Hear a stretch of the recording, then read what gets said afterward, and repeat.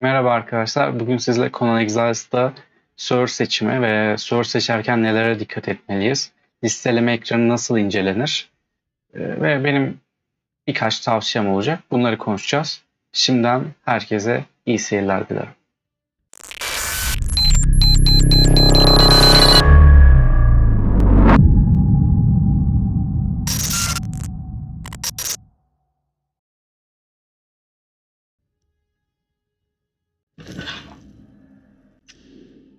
Evet, gördüğünüz gibi giriş ekranında ilk önce karşınıza PvP, PvE Conflict ve PvE şeklinde 3 ayrı seçenek çıkacak.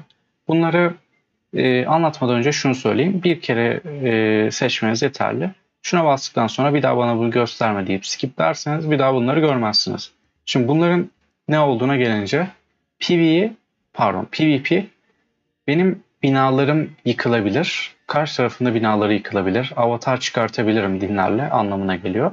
Yani burada her şey serbest, her şey mübah. Öyle bir mod. Zaten Rust ve Ark oynayanlar PvP nedir bilir. PvP tam olarak aynısı. Ama hiç bilmeyen birini anlatmak gerekirse içeride birisini öldürebilirsiniz, birisinin binalarını yıkabilirsiniz, avatar çıkartabilirsiniz. Dinlerin kendilerine has güçlü 20-30 saniye çıkarttıkları avatarları var. Bunu yapabilirsiniz. PvE ise e, binalar yıkılmaz ve insanlarla dövüşemezsiniz. Tabi server adminleri official'da oynamıyorsanız, private'da oynuyorsanız adminlerin seçimleriyle PvE'de insan öldürümü de açılabilir, bina yıkma da açılabilir ama genel hatlarıyla yok böyle bir şey. PvE Conflict ise benim en çok sevdiğim mod. Binalarınız yıkılmaz abi. Yani ben emek verdim, yaptım saatlerce, günlerce, belki aylarca. Ben onun bir gecede bir Rus tarafından, bir ekip tarafından yıkılmasını istemiyorum diyorsanız PvE Conflict'i seçeceksiniz. Buranın güzel yanı ise şu.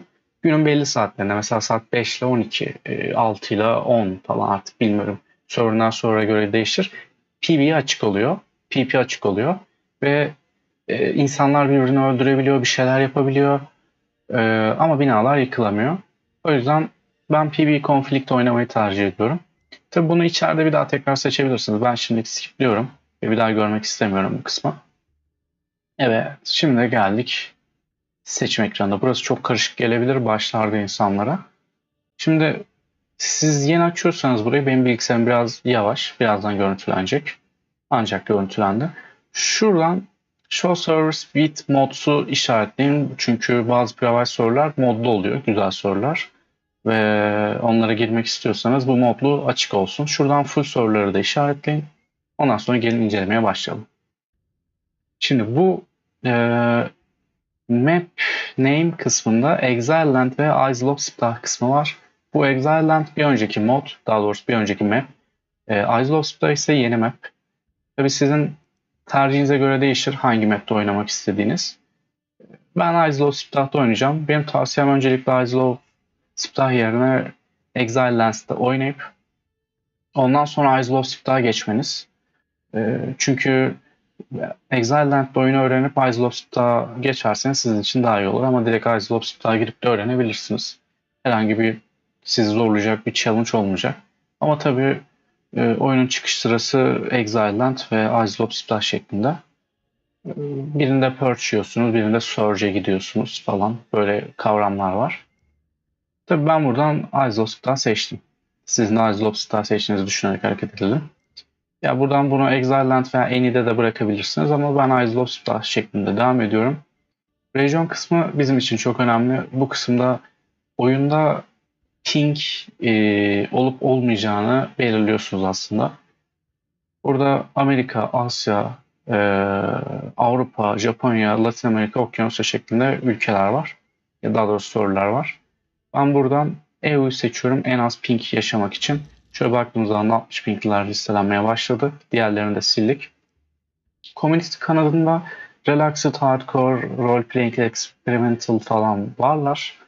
Buradan experimental dediği kısımda daha tecrübeli oyuncuların size oyun öğrettiği bir yapı. Bu böyle bir soru var mıdır bilmiyorum. Evet varmış. Bazı sorular var böyle. Test soru yazıyorlar ama. Ee, Roleplay'ler genelde en eğlenceliler olur. Zaten roleplayci arkadaşlar severler böyle yerleri. Şöyle artı 18 falan olanları da var. Tabii bu tamamen sizin tercihiniz. Roleplay'de insanların video hoşunuza gittiyse beğenmeyi ve hala abone değilseniz abone olup zil açmayı unutmayın. Kendi bir çiftçi gibi tanıttığı, bir asker gibi tanıttığı falan filan gibi rollere girdiği çeşitli eğlenceli aktivitelerin olduğu server tipi. Hardcore'da insanlar daha hırslı ve saldırgan diyebiliriz. Genelde öyle olur. Relaxed bence en güzeli. Savaşacağım mı? Savaş. Kafan rahat olsun mu? Olsun. Her şey relax. Yani relax abi. İnsanların birbirine girmesi gerektiğinde girdiği, girmesi gerekmediğinde girmediği. Yani her dakika birini yakalayayım, boğayım, öldüreyim falan olmuyor. Ee, community, relax community. Ee, combat mod işte o PvP, PvE improvement veya işte PvC olanı seçtiğimiz, conflict seçtiğimiz yer burası. Buradan conflict'i listelettik. Bakın gördüğünüz gibi modlu, full server'lı ve conflict olan bu kadar server'ımız varmış. Şu modları kaldırırsak geriye kalan modsuzlar da gelir tabi. Modlarda da biraz daha bir şeyler ekleyebiliyoruz. Bir de bunların haricinde şu shop providers, pardon. Bunların haricinde şunu ola çekelim. Eğer siz Previsor'da oynamak istemiyorsanız hani garanti olsun benim server'ım yıkılır nasıl güveneceğim Private. Birisi kiralıyor sonuçta yani şuradan Get On Server'dan alıyorlar. Genelde ben kapatıldığını görmedim ama eğer kapatılırsa diye endişeniz varsa Official'da oynamak istiyorsanız veya arkadaşlarınız Official'daysa şuradan internetten Official'ı seçip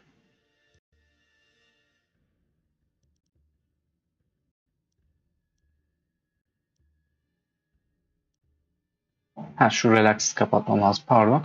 Official seçip şöyle official'ları da listeleyebilirsiniz. Combat modunu PvP, PvE, PvC şeklinde seçim yapabilirsiniz. Bunlar genelde herhalde ne şeklindeler abi?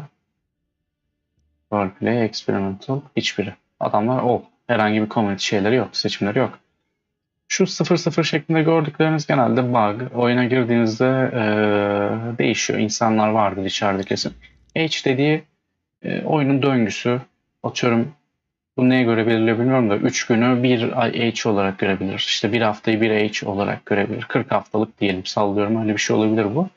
Age'i ne kadar düşükse o kadar kısa süre önce wipe'lanmıştır, temizlenmiştir server. Giriş yapabilirsiniz. Şöyle ping'i belirlersiniz.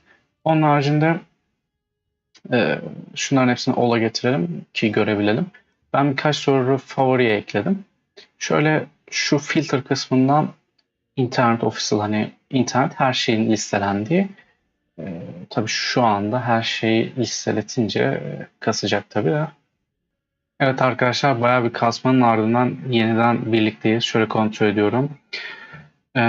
Bir Türk server'ı yakaladık bu boşlukta. Burayı da favori almayı göstereyim size. Favori nasıl alınır sorular. Şurada gördüğünüz alttaki butonlardan favorit dediğimiz zaman şöyle yanına bir yıldız ekliyor ve favori alıyoruz. Şöyle ekstra buradayken de size modları nasıl görebiliyorsunuz onu da göstereyim. Mesela şu anda modlu server'lar var. Bu benim oynadığım Keon Fire server'ı. Şöyle yanında gördüğünüz gibi mods kısmında Steam'den 3 mod yüklenmiş. PP, Hosal ve Fissionist. Bunu tabii bir sonraki videoda ne olduklarını inceleyeceğim sizle birlikte ama bu modlar varmış. Bu arada Türk server var. Buraya da denenebilir. Yeni bir server belli. Age'i de düşük. Burası da denenebilir. Şimdi en son kaldığımız yerden devam edersek official'ları göstermiştim. Favori kısmından da bizim favori aldığımız server'ları bize listeliyor. Tabii bu biraz zaman alabilir ve şunları kapatmakta tabii fayda var favoriste. Şu açık kalsın. Biraz geç gelebilir.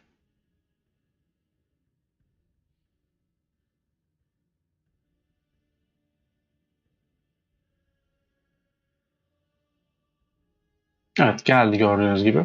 Bunlar bizim favoriye aldığımız sorularmış. Tabii ben bunlardan favoriyi nasıl bırakırım? Yine şurada gördüğünüz gibi unfavorite diyerek bırakabilirsiniz. Onun haricinde sizin bildiğiniz bir server vardır ya da bir yabancı birisinin server vardır. Oranın IP ve parolası size verilmiştir. Oraya nasıl direkt connect olursunuz? O da şurada gördüğünüz gibi şu butona basıp port numarasını yazıp password'unu yazıp doğrudan direkt server'a girişte yapabilirsiniz. Bazı server infoları sitelerinde veya Discord adreslerinde falan paylaşılır. O şekilde girişinizi yapabilirsiniz. Bugün size anlatacaklarım bu kadardı. Burada başka yani maksimum ping değeri verebilirsin. İşte 50 pingden yüksek olmasın, 70 pingden yüksek olmasın bir deneme yanılma yapabilirsin. Veya şuradan server ismini yazıp aratabilirsin ama şunların hepsinin all olmasına dikkat et. En iyi olmasına bir de. Çünkü doğru bilmiyor olabilirsin. Çıkmaz yani önüne. Şuradan da private soruları ve full soruları da göster dersin. Hatta modlu soruları da göster dersin ki hepsini göstersin size. Son olarak şu history kısmında da en son girdiğiniz soruları size listeler. Oradan da kaybolmadan en son sorudaki şeyinizi bulabilirsiniz. Ya da şuradan interneti seçip bu tabii yine yüzlerce soru gelecek de o şuradan geldi, hızlı geldi.